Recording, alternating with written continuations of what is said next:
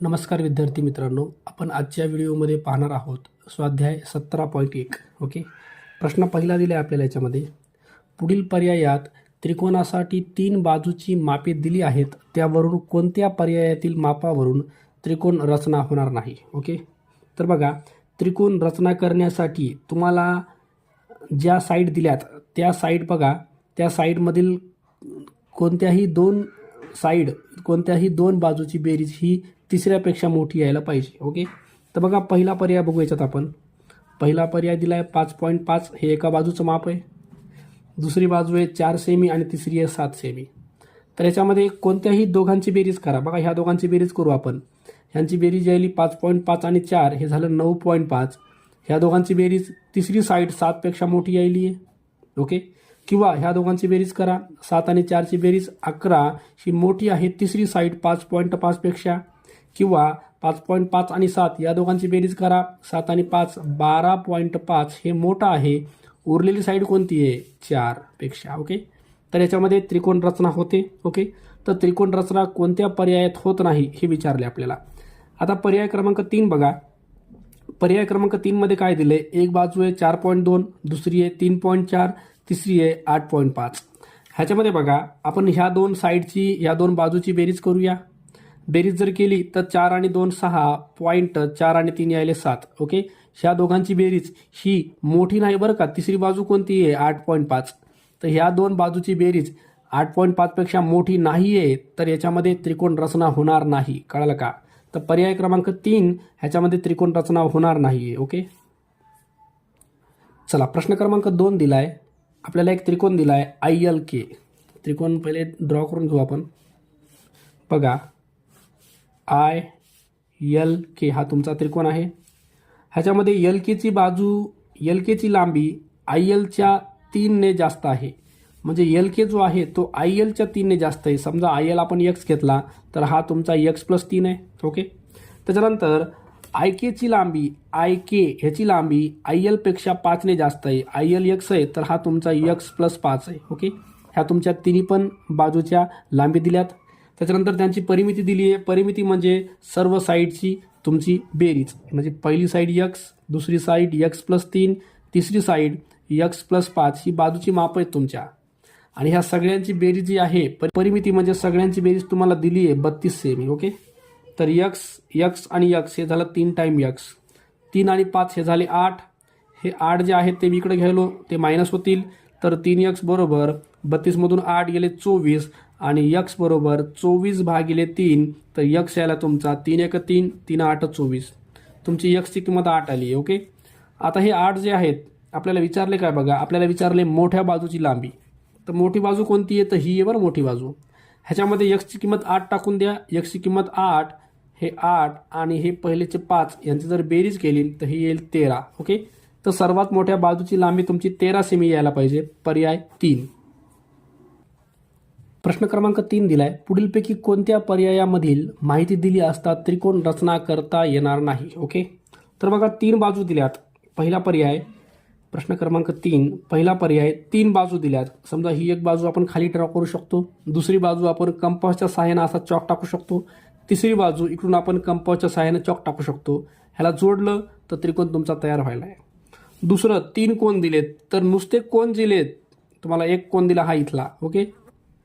पण ही बाजू कितीला वाढवायची आणि ही बाजू किती वाढवायची हे आपल्याला दिलंच नाही. नुसते कोणच दिलेत. तर याच्यावरून त्रिकोण रचना करता येणार नाही बरं का. तर पर्याय 2 हा चुकीचा आहे आपल्या याच्यामध्ये. बाकी 2 कोण आणि समाविष्ट बाजू. एक बाजू मधात समाविष्ट आहे. इथं आपण समजा कोण घेतला 40चा आणि इथं कोण घेतला 50चा, तर इथं तुमचा त्रिकोण बनू शकतो. 2 बाजू आणि समाविष्ट कोण. बघा, 2 बाजू आहेत.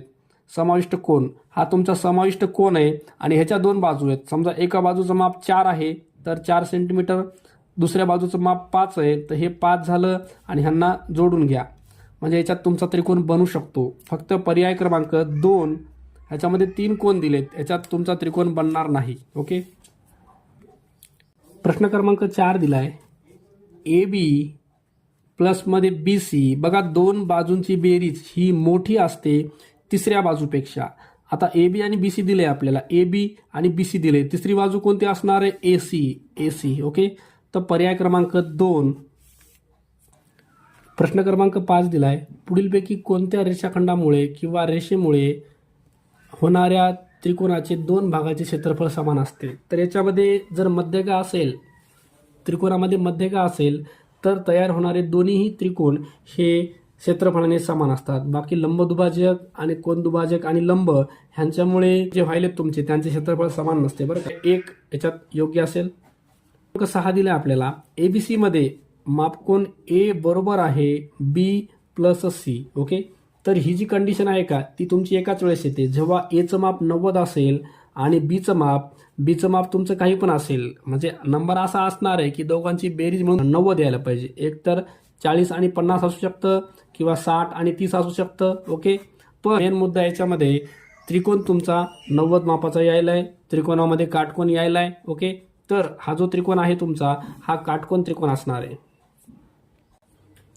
प्रश्न क्रमांक 7 दिलाय, त्रिकोण रचना करण्यासाठी त्रिकोणाच्या घटकापैकी कमीत कमी रिकामी जागा विशिष्ट घटक माहिती असणे आवश्यक आहे. आपण इथं प्रश्न क्रमांक 3 बघितला बघा. याच्यामध्ये किमान 3 गोष्टी तरी आपल्याला माहिती असाव्या लागतील. बरोबर आहे का, तरच त्रिकोण रचना आपल्याला करता येईल. तर पर्याय 2 हे आपला आन्सर असेल. प्रश्न क्रमांक 8 दिलाय, आपल्याला आकृती दिली आहे आणि याच्यावरून काही पर्याय दिलेत आपल्याला. बघा, बाह्यकोन. आता बाह्यकोन कोण असतो? हा आणि हा एक, हे 2 झाले, 3 4 5 6. तर इथं 6 बाह्यकोन आहेत, हे योग्य आहे. त्याच्यानंतर रेषी जोडीतील कोणाच्या जोड्या. बघा, रेषी जोडीतील कोणाची जोडी हे आणि हे, हा आणि हा अँगल, या दोघांची एक जोडी झाली, या दोघांची दुसरी जोडी झाली, या दोघांची तिसरी आणि ह्या दोघांची चौथी. म्हणजे एका कॉर्नरला 4 जोड्या झाल्या, तशा इथं 4 आणि इथं 4, एकूण 12 जोड्या. हे पण योग्य आहे. विरुद्ध कोण बघा, हा जो आहे त्याला हा विरुद्धमध्ये येतो, एक जोडी. या कोणाला हा कोण, ह्या दोघांची एक जोडी. म्हणजे एका पॉईंटपाशी 2 जोड्या, तशा इथं 2 आणि इथं 2, टोटल 6 जोड्या होतील विरुद्ध कोणाच्या. तर याच्यामध्ये पर्याय 1 हेच आपलं योग्य आन्सर असणार आहे. प्रश्न क्रमांक 9 दिलाय, आपल्याला ह्या आकृतीमध्ये QPR हा दिलाय 70 मापाचा आणि विचारले आपल्याला QXR हे माप आपल्याला विचारलंय. Okay, P plus angle Q plus angle R ह्या तिघांची बेरीज आपल्याला 180 लिहिता येते. त्रिकोणाच्या तिन्ही कोणाच्या मापाची बेरीज 180 असते. ओके, तर याच्यामध्ये आपल्याला P ची किंमत दिली आहे 70. तर 70 टाकून देऊ आपण. हे 70 प्लसमध्ये Q प्लसमध्ये R इक्वल टू 180. मग Q प्लस R हे जे दोन अँगल आहेत इक्वल टू 180 मायनस 70 तुमच्या इकडे यायले. मग हे येणार आहे angle Q plus angle R बरोबर 180 मधून 70 काढा, हे तुमचं 110. ओके, आता काय करायचं बघा आपल्याला. आता हा जो Q आहे का, Q हा पूर्ण Q आणि पूर्ण R ह्या दोघांची बेरीज 110 आहे. पण आपल्याला अर्धा Q पाहिजे आणि अर्धा R पाहिजे. म्हणजे आपल्याला हे जो ट्रायंगल आहे XQR ह्याच्यामधले Q आणि R जर मिळाले छोटे, म्हणजे अँगल XQR आणि XRQ मिळाले, तर आपल्याला अँगल QXR काढता येईल. कळलं का? तर मी काय करतो, 1/2 सगळ्यांना मल्टिप्लाय करतो. 1/2 मल्टिप्लाय करा Qला, प्लस 1/2 मल्टिप्लाय करा Rला आणि 1/2 मल्टिप्लाय करा 110ला. आता हे जे अँगल Q आहे का त्याचा हा अर्धा भाग आहे, half of Q. 1/2 time Q म्हणजे हा पूर्ण Q आहे, त्याचा अर्धा भाग म्हणजे आपल्याला XQR असं लिहिता येईल.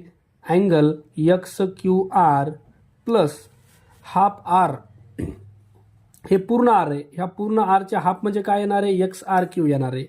अँगल XRQ आणि बरोबर इकडं 110ला 2 डिवाइड करा, हे येईल तुमचं 55. कळलं का? म्हणजे आता हे जे दोघं जण आहेत ह्या दोघांची बेरीज येईल तुमची 55. तुम्हाला काढायचा आहे कोणता, QXR हा या ठिकाणचा अँगल काढायचा आहे. तर मी काय करतोय बघा, आता हा जो ट्रायंगल आहे XQR ह्याच्यामध्ये अँगल QXR ज्याची किंमत आपल्याला काढायची आहे तो, प्लस उरलेले अँगल XQR आणि XRQ. अँगल XQR आणि अँगल XRQ तिघांची बेरीज 180 अंश. ओके, ह्या तिघांपैकी ह्या दोघांची किंमत आहे आपल्याकडे किती आहे, 55. टाकून द्या याच्यामध्ये 55. राहिलं तुमचा अँगल QXR बरोबर 180 अंश. म्हणजे अँगल QXR बरोबर 180 मायनस 55 तर तुमचा अँगल QXR येतो मायनस करा 125 डिग्रीचा. कळलं का? तर पर्याय क्रमांक बघा 125, पर्याय क्रमांक 3 हे आपला आन्सर असेल. प्रश्न क्रमांक 10 दिला आहे आपल्याला त्रिकोणाच्या तिन्ही कोणाची मापं दिलेत, त्याच्यावरून तो त्रिकोण कोणत्या प्रकारचा आहे हे सांगायचं आहे. ओके, तर बघा पहिला कोण आहे त्याच्यातला x+15 प्लस दुसरा कोण आहे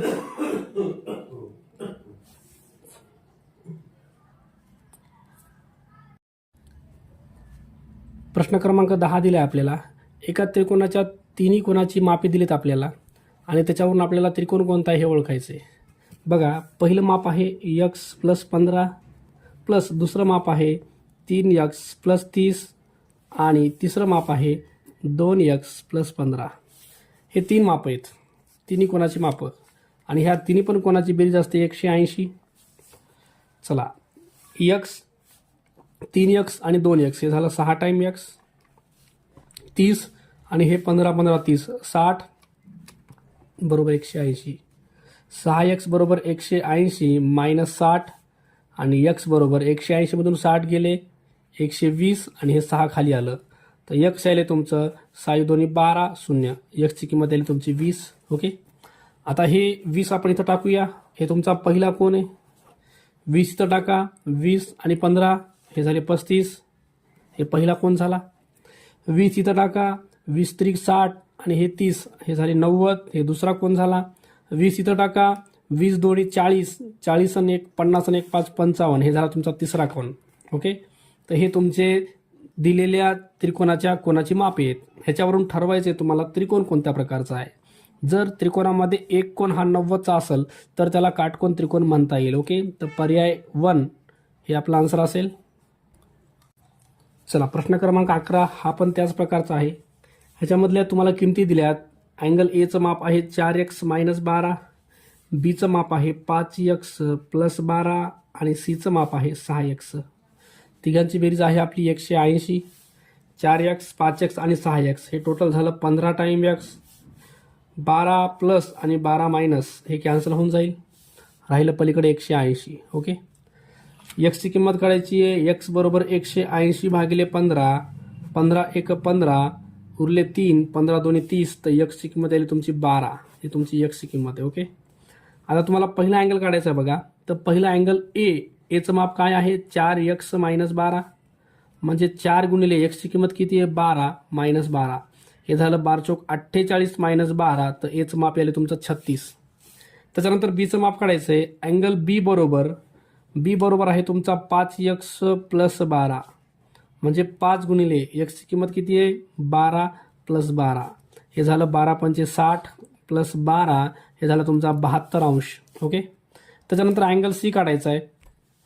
बघा सीचं माप काय आहे, सीचं माप आहे 6x म्हणजे 6 × एक्सची किंमत किती आली आपली 12, तर हे होईल 12 सख्खम 72. ओके, तर बघा ह्याच्यामध्ये हा जो त्रिकोण आहे ABC याच्यामध्ये दोन कोणाचं माप सेम आहे बघा 72 आणि 72.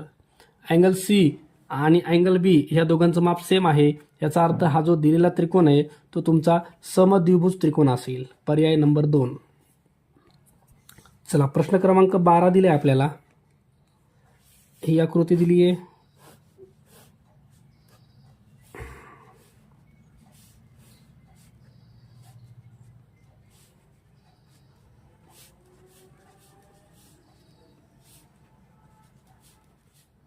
चला ह्याच्यामध्ये विचारलंय काय आपल्याला विचारलंय ABC अँगल ABC हा इथून हे पूर्ण अँगल विचार आपल्याला पूर्ण ABC. हा जो आहे हा कोण इकडून 90चा दिला बरं आपल्याला. हा 90चा आहे आणि ह्या दोन बाजू सारख्या आहेत. हा 90 जर वजा केला 180 मधून 90 वजा केले तर उरले 90 आणि 90 मध्ये ह्या दोघांची पण भागीदारी सारखी आहे म्हणजे हा तुमचा 45चा येणार आहे. ओके, त्याच्यानंतर हा 90चा आहे, हा 60चा आहे. त्रिकोणाच्या तिघांची कोणांची बेरीज 180 असते. तर हे जो त्रिकोण आहे तुमचा BDE मध्ये हा 90 आणि 60 किती व्हायले 150, तर उरलं किती 30 माप येईल याचं वरचं. ओके, त्याच्यानंतर इकडचा हा जो त्रिकोण आहे BEC याच्यामध्ये बघा हे 60 आहे, तर रेषी जोडीतील कोणानुसार हा तुम्हाला 120 घेता येतो. ओके, 180 मधून 120 बाजूला काढा उरले 60. 60चे 2 भाग, इकडं 30 आणि इकडं 30 असतो. कळलं का? आपल्याला विचारला ABC, त्याच्यासाठी आपल्याला काय करायचं आहे, हे 45 पुन्हा हे 30 आणि पुन्हा हा 30, तिघांची बेरीज करा,